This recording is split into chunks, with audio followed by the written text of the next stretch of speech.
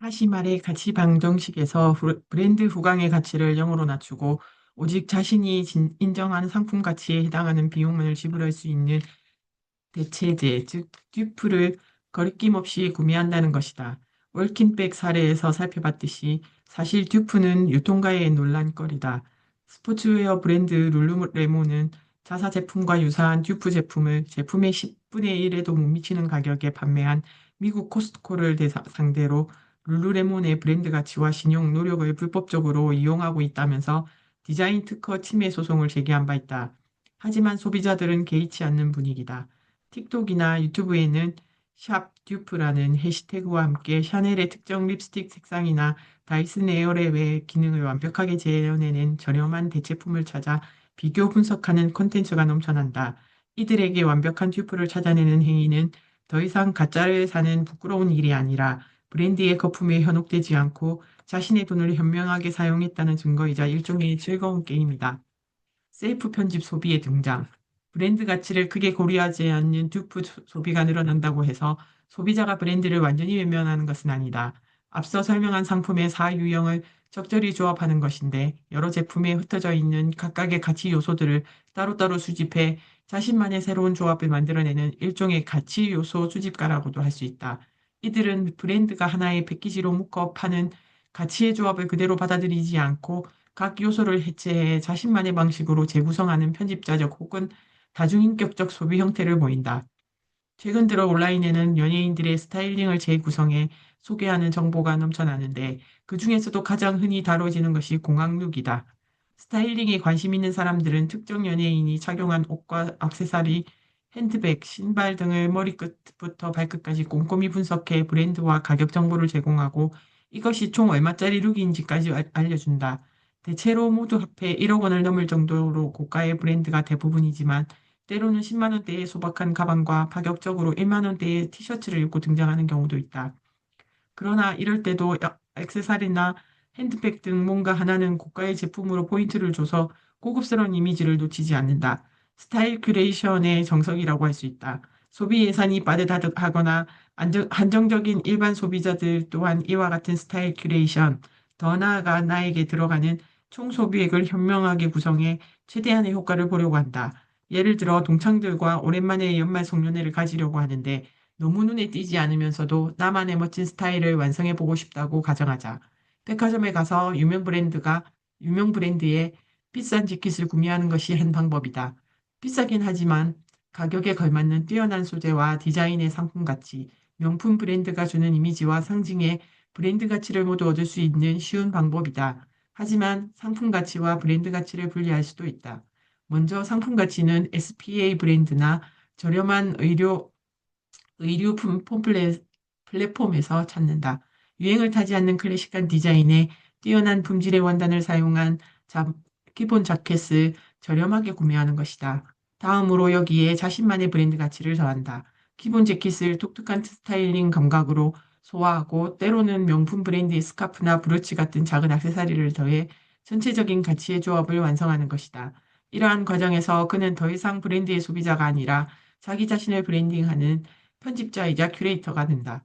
이처럼 수집가들은 시장에 널린 수많은 제품들을 자신만의 최종 결과물을 만들기 위해 재료로 이식한다. 이들은 브랜드가 주는 한상을 있는 그대로 사는 것이 아니라 세상의 재료들을 각기 다른 곳에서 구해와 자신만의 취향을 완성해 나가는 사람들이다.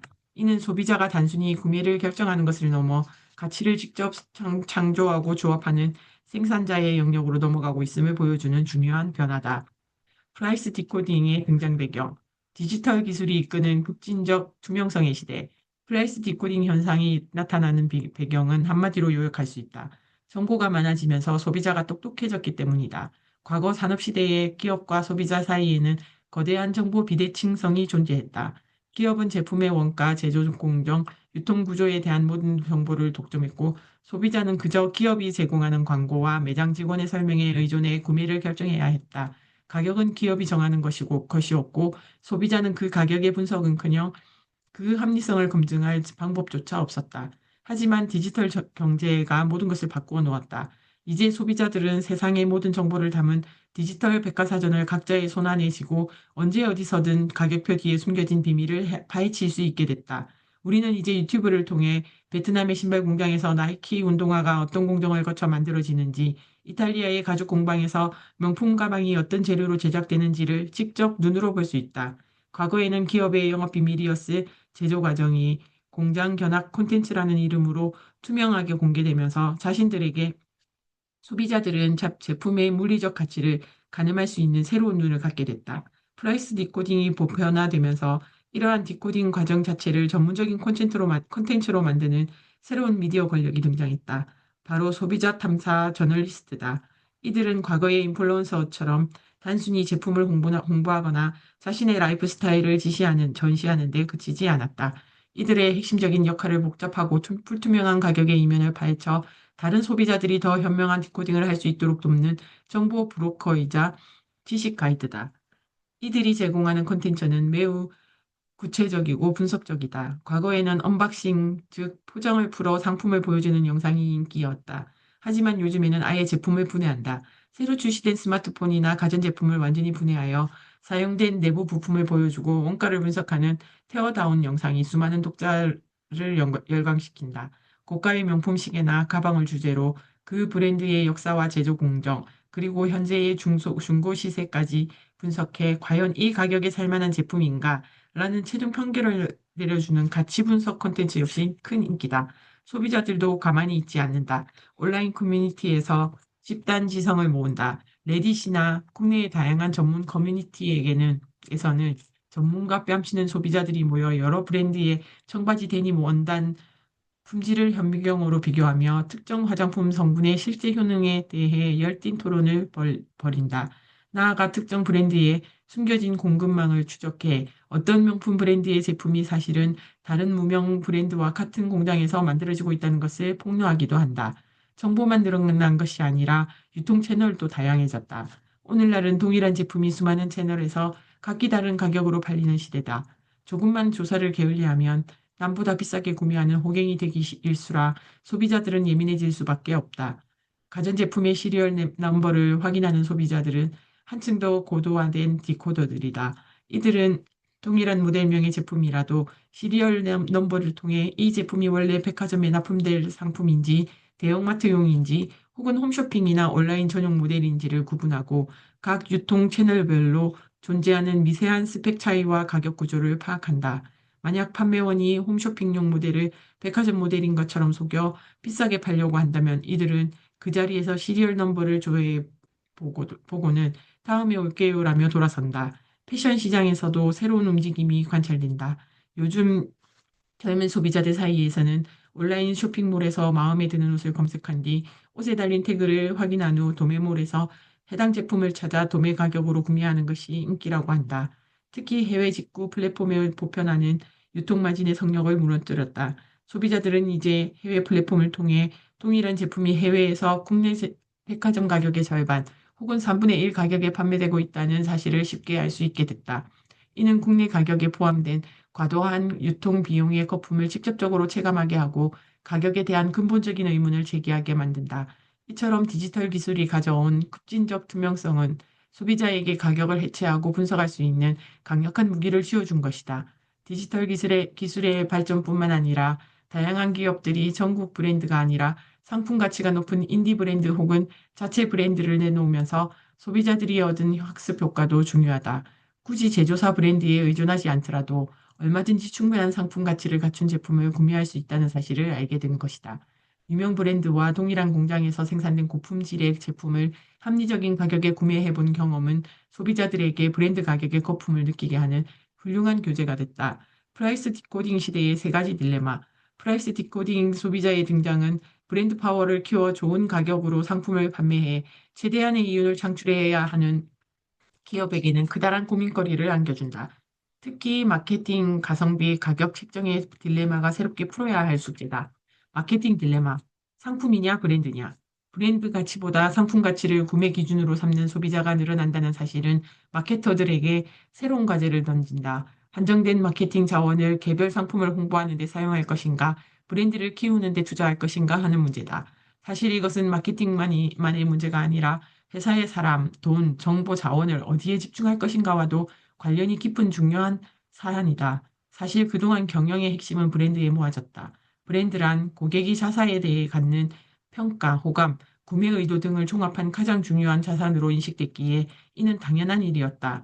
하지만 시장 환경이 변화하면서 브랜드를 크게 염두에 두지 않는 소비자가 늘고 있다. 화장품을 예로 들어보자. 백화점 1층에서는 고급 화장품들이 브랜드별로 판매되고 있다. 고객이 화장품을 사기 위해서는 먼저 어떤 브랜드 숍에 들어갈 것인지부터 고민해야 한다. 그러므로 브랜드에 대한 태도가 구매에 결정적인 영향을 미친다. 하지만 올리브영에서는 사정이 다르다. 브랜드별이 아니라 상품의 카테고리별 그리고 고객의 니즈와 테마별로 화장품이 진열되어 있기 때문에 브랜드보다는 개별 상품의 가치가 더 중요하다. 이것은 화장품만의 문제가 아니다. 쿠팡 같은 쇼핑 앱을 사용할 때를 떠올려 보자.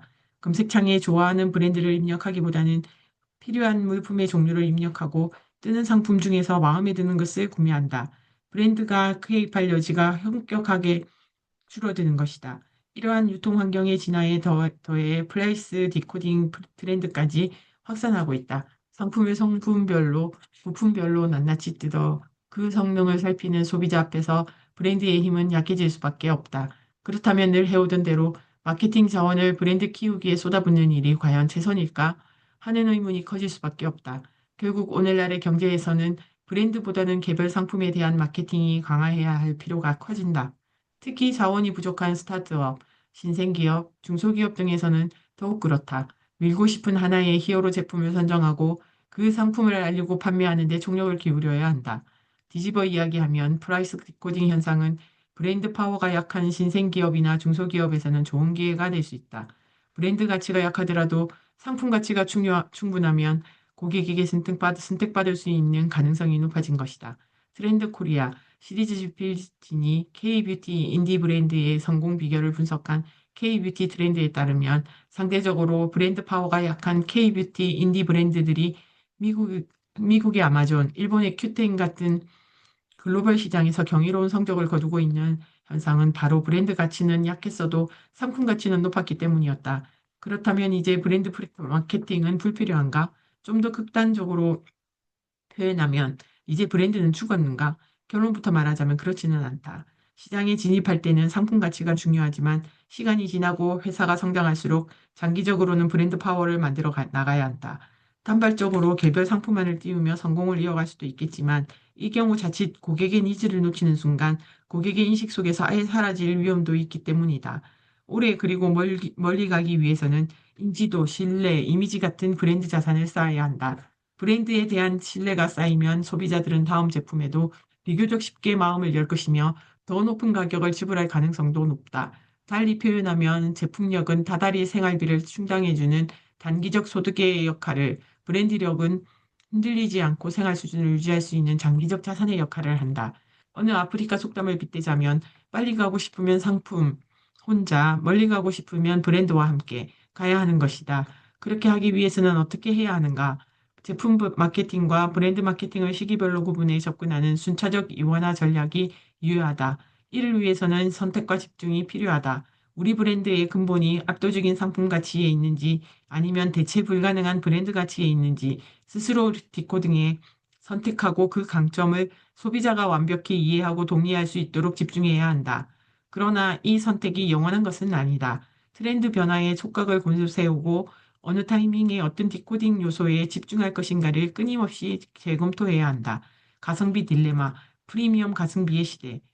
가격을 상품 가치와 브랜드 가치로 분해해 따져본 후 구매하는 현상으로서 그 중에서도 상품 가치를 중시하는 소비자가 늘고 있다는 것이 프라이스 디코딩 개념의 핵심이다. 이것을 달리 표현하면 가격과 상품 가치의 비율, 즉 가성비가 중요해진다는 뜻도 된다. 가성비란 가격 대비 성능 비율의 준말로 영어로는 value for money 혹은 cost effectiveness라고 표현한다. 트렌드 코리아 2016에서 키워드로 소개했던 용어이니 대중적으로 사용된 지 10년 정도 되는 개념이다. 일반적으로 가성비가 좋다는 표현은 저렴하다의 동의어에 사용된다. 하지만 프라이스 디코딩 소비자가 추구하는 가성비는 단지 저렴한 것이 아니다. 조악한 상품을 단지 가격이 저렴하다고 구매하지는 않는다. 듀프 개념이 말하듯이 품질은 명품급으로 좋으면서 가격은 대중적이어야 하는 것이다. 달리 표현해서 과거의 가성비 개념이 적당한 품질에 압도적으로 싼 가격을 의미했다면 프라이스 디코딩 시대의 가성비는 압도적으로 훌륭한 품질에 적당한 가격을 의미한다. 이 차이를 표현하기 위해 굳이 용어를 만들자면 가성비 2.0 혹은 프리미엄 가성비라고 부를 수 있을 것이다. 프라이스 디코딩 소비자가 추구하는 가성비는 저렴이 가성비가 아니라 프리미엄 가성비다. 알리바바, 테무, 시인 등 중국계 플랫폼들이 초저가 상품을 앞세우며 국내 시장에 밀려 들어오는 현실에서 단지 저렴하다는 의미의 전통적 가성비 개념으로 대응하는 것에는 한계가 있다. 가격은 중국 제품보다 다소 비싸지만 상품 가치와 신뢰도가 압도적으로 높을 때 비로소 한국 제품이 더 가성비가 좋다는 평가를 받을 수 있는 것이다. 롯데 하이마트는 자체 PB 브랜드 하이메이드를 플렉스로 리브랜딩했는데 저가 시장이 아니라 프리미엄 시장을 겨냥한 상품 라인업을 확대하고 있다. 탁월한 품질 위주의 프리미엄 가성비를 지향하는 리브랜딩이라고 해석할 수 있다. 다시 한번 기억하자. 프라이스 디코딩 소비자는 단지 저렴한 상품을 찾는 것이 아니다. 그 가격에 합당한 품질과 브랜드 가치를 가진 상품을 합리적으로 구매한다. 가격 딜레마. 가격 책정에서 가치 증명으로 똑똑한 소비자들이 가격을 요모조모 뜯어보기 시작한다는 것은 기업의 가격 정책에도 근본적인 변화가 있어야 함을 시사한다. 과거 기업의 역할이 단순히 제품을 만들고 그에 대한 가격을 책정하는 것이었다면 이제는 그 가격이 왜 합리적인지를 소비자에게 투명하게 증명할 수 있어야 한다. 과거에는 소비자가 제품을 살지 말지를 판단했다면 이제는 기업이 그 가격에 팔 가치가 있는지를 증명해야 하는 일종의 입증 책임의 전환이 발생하고 있다. 권력에 대해 역전이 일어난 것이다. 가치 증명의 첫걸음은 배경에서 설명한 급진적 투명성에서 비롯한다. 소비자들이 유튜브와 온라인 커뮤니티를 통해 모든 것을 알아낼 수 있는 시대에 정보를 숨기려는 시도는 어리석고 위험하다. 오히려 브랜드가 모든 것을 솔직하게 공개하고 소비자의 디코딩 과정을 적극적으로 돕는 것이 신뢰를 얻는 가장 확실한 방법이다. 미국의 D2C 브랜드 에버레인이 좋은 사례다. 그들은 자사 제품 페이지에 제품의 원가 구조를 하나하나 투명하게 공개했다. 예를 들어 이런 식이다. 소재비 10달러, 공인비 15달러, 운송비 5달러, 에버레인 마진 15달러는 최종 가격 45달러. 에버레인은 투명화 전략을 도입한 이후 약 4년간 연간 100%를 넘는 매출 성장률을 기록했다. 소비자의 디코딩 욕구를 선제적으로 충족시켜주며 우리는 숨기는 것이 없다는 강력한 신뢰의 메시지를 전달하는 것이다. 투명성은 단순히 원가 공개에만 그치지 않는다. 기업은 자사 제품의 가치를 구성하는 요소에 대해 적극적으로 소통하고 증명해야 한다. 만약 우리 제품의 강점이 상품 가치에 있다면 어떤 장인의 손을 거쳐 제품이 탄생하는지, 어떤 뛰어난 기술이 적용되었는지를 상세한 컨텐츠로 제작해 알려야 한다. 만약 가격의 상당 부분이 브랜드 가치에 기반한다면 왜 우리 브랜드의 헤리티지와 스토리가 그만한 프리미엄을 지불할 가치가 있는지 소비자가 공감할 수 있는 방식으로 끊임없이 이야기해야 한다. 기업은 이제 일방적인 광고 메시지를 외치는 선동가가 아니라 소비자가 합리적인 판단을 내릴 수 있도록 돕는 친절한 교육자이자 입증인이 되어야 한다. 전망 및 시사점. 가격표는 질문의 시작이다. 우리는 가격표 뒤에 숨겨진 가치의 방정식을 풀어내는 새로운 소비자의 탄생을 목격하고 있다. 프라이스 디코딩은 단순히 물건을 싸게 사는 기술이 아니다. 이는 정보의 투명성이 가져온 시장의 권력이 공급자에게 소비자로 이동하는 소비자 권력의 거대한 흐름이다. 기업이 일방적으로 가격을 선언하면 소비자는 그저 받아들이기만 했던 시대는 끝났다. 이제 소비자는 브랜드의 오랜 신화에 균열을 내고 가격표 뒤에 숨은 것들을 해부하고 재구성하는 날카로운 메스를 손에 쥐었다. 과거 산업시대의 브랜드가 제시하는 가격표는 마침표와 같았다. 브랜드가 내리는 최종적인 가치 선언이자 더 이상 토를 달 수 없는 대화의 끝이었다. 소비자는 그 앞에서 예 또는 아니요라는 선택만 할 수 있을 뿐이었다. 하지만 이제 가격표는 이제 물음표로 변했다. 100만 원짜리 가격표는 더 이상 이것의 가치는 100만 원이다라는 단언이 아니라 소비자로부터 시작되는 수많은 질문의 출발점이다. 왜 100만 원입니까? 사용한 소재의 가치를 증명할 수 있습니까? 당신의 브랜드 스토리가 정말 그만한 프리미엄을 가질 자격이 있습니까? 이 가격에 불필요한 유통의 거품은 없다고 확신할 수 있습니까? 이처럼 가격표가 마침표에서 물표로 바뀌면서 소비는 브랜드의 일방적인 독백이 아니라 브랜드와 소비자가 함께 가치를 검증하고 합의해가는 대화가 되고 있다. 이 대화에 성실하고 투명하게 응답하는 브랜드는 소비자의 깊은 신뢰를 얻어 살아남을 것이고, 여전히 과거의 권위에 기대어 불투명한 답변으로 일관하는 브랜드는 외면받고 사라질 것이다. 프라이스 디코딩 트렌드는 우리 모두에게 묻고 있다. 그대들 어떻게 살 것인가? 그대들 어떻게 팔 것인가? 건강지능 HQ, Within Your Health Intelli- 인터리젠스. 건강에 대한 관심이 예사롭지 않다. 100세를 사는 호모 헌드레드의 시대에 맞이하여 건강관리의 목표는 이제 단순히 수명을 연장하는 것을 넘어 더 오래도록 삶의 질을 확보하는 것이 되었다.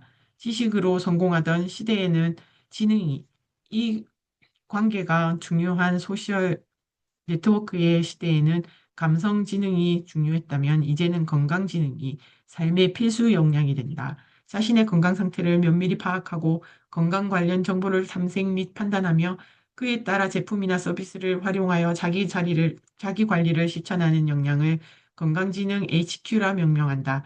건강지능 시대의 건강 관리는 세 가지 특징을 보인다. 첫째, 인체에 대한 과학적 근거를 기반으로 식단, 운동, 멘탈 등 다방면으로 자기 관리를 실천하는 과학적 관리. 둘째, 비만 치료 주사, 모발 이식, 성장 호르몬 주사 등 필요에 따라 의약품 및 시술, 수술 등 적극적으로 의료적 도움을 받는 의료적 관리. 셋째, 신체, 생활, 환경 등 라이프 스타일 전반에서 건강을 고려하는 총체적 관리다. 건강이 시대적 화두가 되면서 이제 모든 비즈니스는 건강 비즈니스라 해도 과언이 아니다. 건강진흥의 대두는 개인들이 자신의 건강에 대해 주체적으로 관리에 나섰다는 긍정적인 신호이지만 건강에 대한 과몰입으로 발생하는 부작용도 경계해야 한다. 진정한 의미에서 건강지능이 높다는 것은 무엇일까? 우리의 건강지능을 점검해 볼 때다. 30대 초반 남성인 A씨는 미네랄이 풍부하다는 간장차로 하루를 시작한다. 평소 운동하기 편한 기능성 의류를 입고 생활하는 365일 다이어터지, 다이어터지만 살이 잘 빠지지 않아 최근 위고비를 투약하고 있다. 지난주에는 자신에게 맞는 영양소를 분석해주는 유전자 분석 서비스를 신청해 결과를 기다리고 있으며 다음 달에는 제주도의 유명 명상원에서 일주일을 보내고 올 예정이다. 건강이 중요하지 않은 적은 없었지만 최근 건강 관리에 쏟아지는 관심은 예사롭지 않다. 2030 세대가 혈당 관리를 고려해 식단을 짜고 항노화 케어를 위한 화장품을 고른다. 운동이 일상화되면서 기능성 의류 소비가 힙한 라이프 스타일이 됐다. 이전부터 건강에 관심이 높았던 4050 세대도 한층 진화했다. 여러 전문가들이 영상을 두루 청취하며 나에게 맞는 정답을 꼼꼼히 따져보는가 하면 명상 앱으로 멘탈을 관리하고 러닝과 PT도 즐기는 등 최근 뜨거워진 운동 열풍이 주역이 되고 있다. 이제 건강은 전 국민의 화두다. 편의점에서도 건강기능식품을 간식처럼 쉽게 찾을 수 있고 소위 창고형 약국에서는 마트에서 생필품을 쇼핑하듯 각종 의약품과 건강기능식품을 한아름 카트에 담는다. 화장품을 사러 간 H&B 스토어에서 이너뷰티를 위한 제품을 함께 고르는 일도 다반사다. 유튜브에서는 지식, 교양, 라이프 스타일 채널은 물론 재테크 채널에서도 건강 주제 영상이 빠지지 않는다. 건강 관리로 유튜브에 게시된 영상이 약 9만 4천 개에 이를 만큼 건강 관리는 현대인의 가장 중요한 라이프 스타일이자 자산이 됐다. 100세를 살게 된 호모 헌드레드의 시대. 건강은 더 이상 있으면 좋은 충분 조건이 아니라 그 긴 시간을 버티게 하는 필요 조건이 됐다. 건강관리의 목표는 이제 단순히 수명을 연장하는 것을 넘어 질 높은 삶의 시간을 확보하는 것으로 바뀌고 있다. 건강관리의 개념이 진화를 거듭한 결과 신체적 질환을 치료하고 예방하는 것은 물론 식사부터 수면에 이르기까지 심신의 기능 전반을 관리해 최적의 상태를 유지하고자 한다. 지식으로 성공하던 시대에는 지능이, 관계가 필수적인 소셜 네트워크의 시대에는 감성지능이 필요했다면 웰리스가 곧 삶의 목표가 된 시대에는 건강지능이 중요해진다. 트렌드 코리아 2026에서는 자신의 건강 상태를 면밀히 파악하고 건강 관련 정보를 탐색 및 판단하며 그에 따라 제품이나 서비스를 활용하여 자기 관리를 실천하는 역량을 건강지능 HQ라 명명하고자 한다. 나라 전체의 건강지능이 높아지고 있다. 이제 자신의 몸을 스스로 학습하고 데이터를 기반으로 최적의 상태를 설계하며 필요하다면 신체적으로 의료적 도움을 활용해 미래의 위험을 예방하는 새로운 건강관리 시대를 맞이했다. 누구나 자기 건강의 전문가가 되는 건강 완벽주의의 시대. 매일 건강지능을 쌓고 있는 소비자들의 일상으로 들어가 보자. HQ 시대의 건강관리법. 높은 건강지능을 보유한 소비자들의 건강관리는 크게 세 가지 특징을 보인다. 첫째는 과학적 관리로 인체에 대한 과학적 근거를 기반으로 식단, 운동, 멘탈 등 자기 관리를 실천한다. 둘째는 의료적 관리로 노화, 체형, 성장 등 관리가 필요한 징후가 발생하면 의료기관을 방문하여 시술, 수술, 호르몬 치료 등 가능한 방법을 총동원해 적극적으로 대응한다. 마지막은 총체적 관리다. 신체 전반의 건강뿐만 아니라 생활 및 환경적 요소까지 고려하여 전반적인 라이프 스타일로서 건강을 관리한다. 과학적 관리. 저는 갱년기 증상이 있어 프로기노마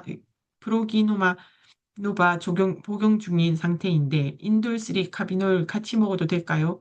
제가 나이가 있어서 노화 진행을 늦춰보려고 실험적으로 자디약 하나를 먹고 있어요. 크레아티닌 수치가 0.9이 나왔는데 자디약 먹고 3개월 후에는 0.82 정도 나왔어요.